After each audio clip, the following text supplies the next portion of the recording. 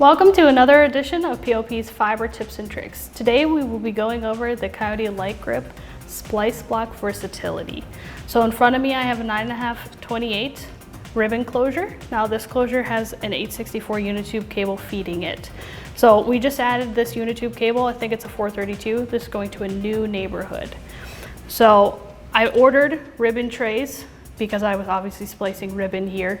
And the problem I have is I only need 2 fibers out of this to splice into another branch cable or another drop cable that I'm adding to the closure. So the ribbon tray came with ribbon splice blocks here, the purple ones. The best thing about the Light Grip splice trays is you can actually switch out any of the splice blocks for additional splice blocks.